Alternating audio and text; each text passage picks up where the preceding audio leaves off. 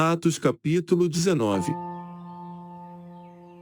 E sucedeu, que enquanto Apolo estava em Corinto, Paulo, tendo passado por todas as regiões superiores, chegou a Éfeso, e achando ali alguns discípulos, disse-lhes: Recebestes vós já o Espírito Santo, quando crestes? E eles disseram-lhe: Nós nem ainda ouvimos que haja Espírito Santo. Perguntou-lhes, então: Em que sois batizados então? E eles disseram: No batismo de João. Mas Paulo disse: Certamente, João batizou, com o batismo do arrependimento, dizendo ao povo, que cresce, no que após ele, havia de vir, isto é, em Jesus Cristo.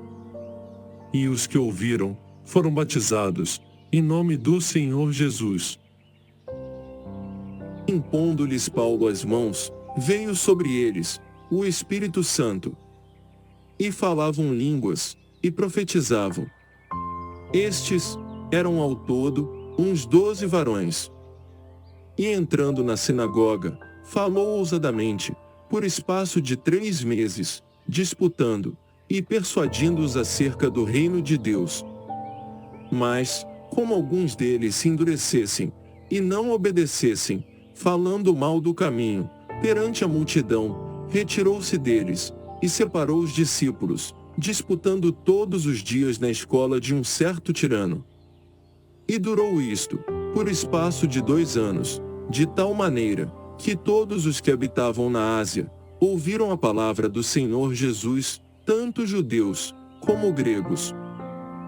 E Deus, pelas mãos de Paulo, fazia maravilhas extraordinárias, de sorte, que até os lenços e aventais, se levavam do seu corpo aos enfermos, e as enfermidades fugiam deles, e os espíritos malignos saíam. E alguns dos exorcistas judeus, ambulantes, tentavam invocar o nome do Senhor Jesus, sobre os que tinham espíritos malignos, dizendo: Esconjuro-vos por Jesus, a quem Paulo prega. Os que faziam isto, eram 7 filhos de Seva, judeu, principal dos sacerdotes. Respondendo, porém, o espírito maligno, disse: Conheço a Jesus, e bem sei quem é Paulo, mas vós, quem sois? E saltando neles o homem que tinha o espírito maligno, e assenhoreando-se de 2, pôde mais do que eles, de tal maneira que, nus e feridos, fugiram daquela casa. E foi isto notório a todos os que habitavam em Éfeso, tanto judeus como gregos. E caiu temor sobre todos eles, e o nome do Senhor Jesus era engrandecido. Muitos dos que tinham crido, vinham, confessando, e publicando seus feitos.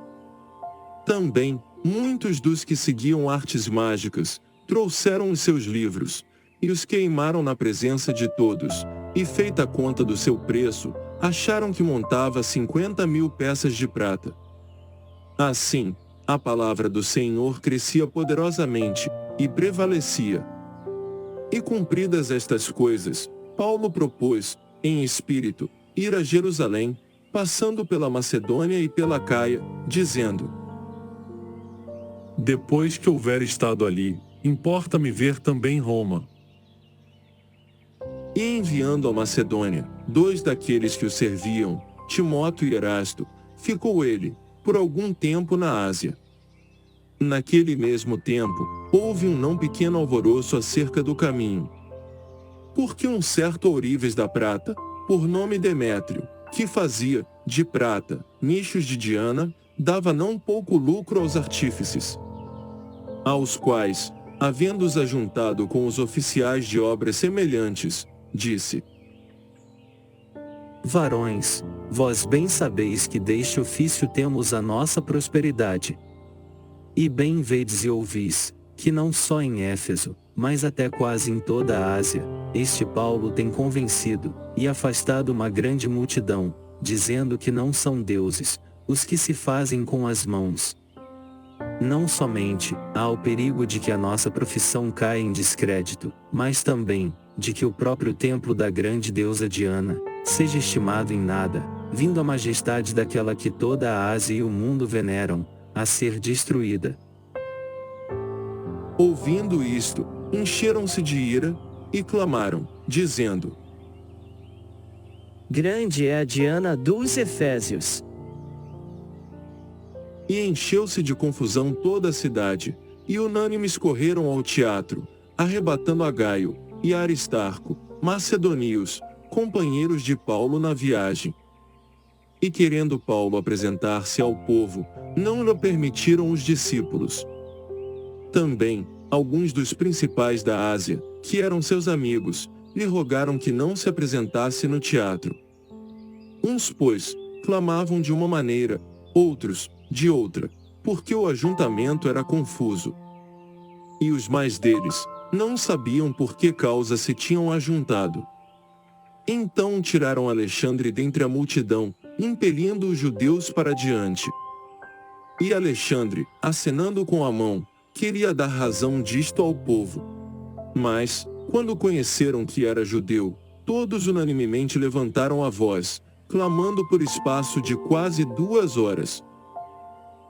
Grande é a Diana dos Efésios. Então, o escrivão da cidade, tendo apaziguado a multidão, disse: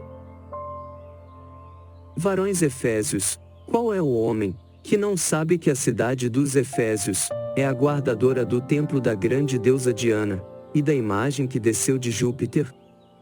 Ora, não podendo isto ser contraditado, convém que vos aplaqueis, e nada façais temerariamente. Porque estes homens que aqui trouxestes, nem são sacrílegos, nem blasfemam da vossa deusa. Mas, se Demétrio, e os artífices que estão com ele, têm alguma coisa contra alguém, há audiências, e há procônsules, que se acusem uns aos outros. Mas, se alguma outra coisa demandais, averiguar-se-á, em legítimo ajuntamento. Na verdade, até corremos perigo, de que por hoje, sejamos acusados de sedição, não havendo causa alguma com que possamos justificar este concurso. E tendo dito isto, despediu o ajuntamento.